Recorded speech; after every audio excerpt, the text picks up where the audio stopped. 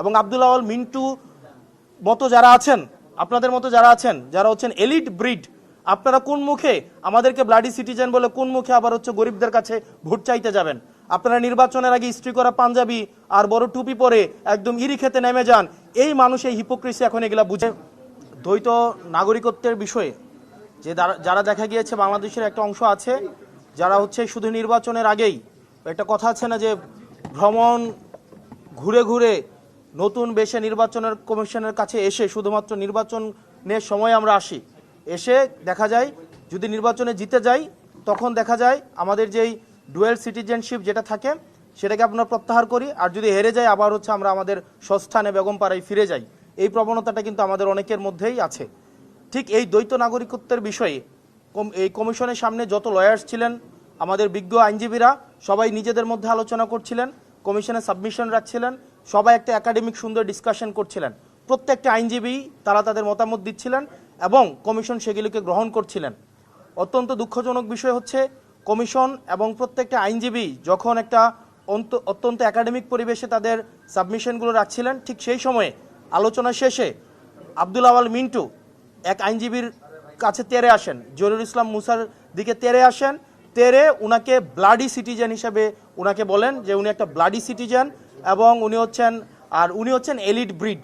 উনি elite breed আর দ্বৈত নাগরিকত্বের বিষয়ে স্ট্রিক্ট অবস্থান রাখার জন্য কমিশনে যারা হচ্ছে সাবমিশন দিচ্ছিলেন সেই সব আইনজীবীদেরকে উনি বলছিলেন উনারা হচ্ছেন ব্লাডি সিটিজেন। তো সেই জায়গাটিতে আমরা প্রতিবাদ করি।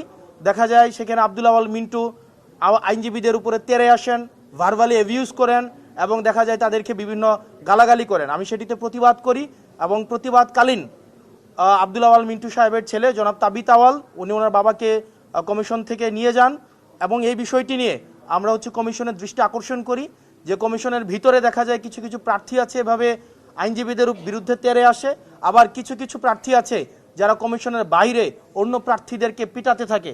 এখন কমিশনের সামনে যদি এই ধরনের অবস্থা চলতে থাকে, কমিশনের ভিতরে যদি এই অবস্থা চলতে থাকে, যারা নির্বাচন করে তাদের নিরাপত্তার আসলে কি হবে?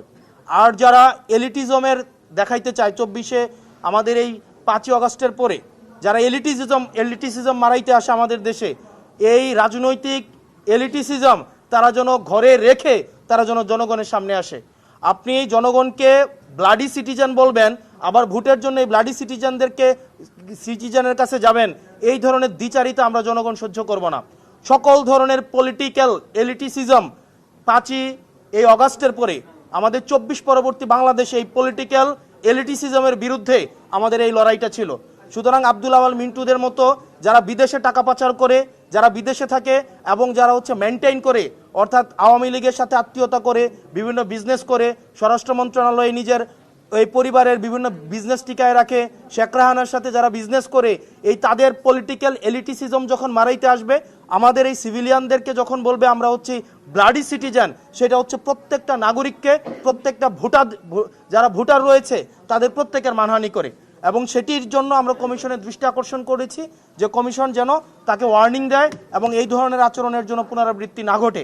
এবং আব্দুল আওয়াল মিন্টু মতো যারা আছেন, আপনাদের মতো যারা আছেন, যারা হচ্ছেন এলিট ব্রিড, আপনারা কোন মুখে আমাদেরকে ব্লাডি সিটিজেন বলে কোন মুখে আবার হচ্ছে গরিবদের কাছে ভোট চাইতে যাবেন?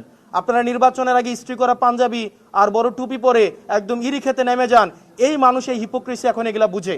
আপনারা গার্মেন্টস শ্রমিক ফুটপাতে এখন যে যাচ্ছেন ভোট চাইতে ব্লাডি সিটিজেনের কাছে, আপনারা ম্যান্ডেটের জন্য ঠিকই ব্লাডি সিটিজেনদের কাছে আসেন, রাস্তার মধ্যে রক্ত দেয় ব্লাডি সিটিজেনরা।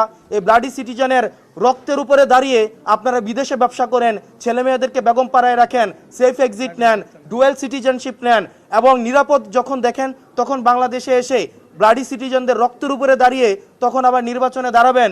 আর নির্বাচনে যদি দেখেন উত্তর দক্ষিণ হয়েছে আবার তখন দেশ থেকে পালিয়ে যাবেন। এই ধরনের বাংলাদেশ আমরা 24 পরবর্তী সময়ে আমরা এই বাংলাদেশ দেখতে চাই না। সেটি নিয়ে আমরা নির্বাচন কমিশন আপত্তি জানিয়েছি এবং সকল আইনজীবী এই জহিরুল ইসলাম মুসার প্রতি যে ধরনের আচরণ করা হয়েছে এটা সকল আইনজীবীদের প্রতি আমি মনে করেছি এটা তাদের মানহানি করা হয়েছে। এবং কমিশনের মধ্যেই সকল পক্ষের আইনজীবী, শুধুমাত্র যে জহিরুল ইসলাম মুসা না, সকল পক্ষের আইনজীবী, এখানে বিএনপি পন্থী বা অন্যান্য যেই আইনজীবীরা ছিলেন সবাই সেটা এই আব্দুল আওয়াল মিন্টুর আচরণে আহত হয়েছেন এবং তারাও সেখানে ইনস্ট্যান্ট তারা প্রতিবাদ জানিয়েছেন। এখন আমরা কমিশনের দৃষ্টিতে এটি এনেছি এবং এই ঘটনার পুনরাবৃত্তি যেন বাংলাদেশে না ঘটে এই পলিটিক্যাল এলিটিসিজমের নিপাত অবশ্যই ঘটতে হবে। তারা তাদের মনোজগৎকে চেঞ্জ করতে হবে।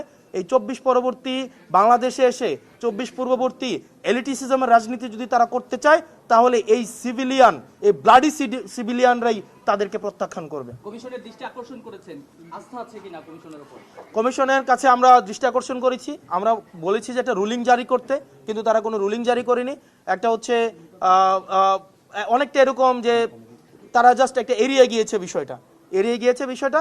তবে কমিশন উপস্থিত যারা আইনজীবী ছিলেন, আইনজীবীদের প্রতি কৃতজ্ঞতা জানাই, কারণ প্রত্যেকটা আইনজীবী তখন এই বিষয়টিকে প্রতিবাদ জানিয়েছে দলমতের ঊর্ধ্বে উঠে, কারণ এটা আইনজীবীদের পেশাগত জায়গা থেকে আমি মনে করেছি এটা হচ্ছে মানহানি হয়েছে।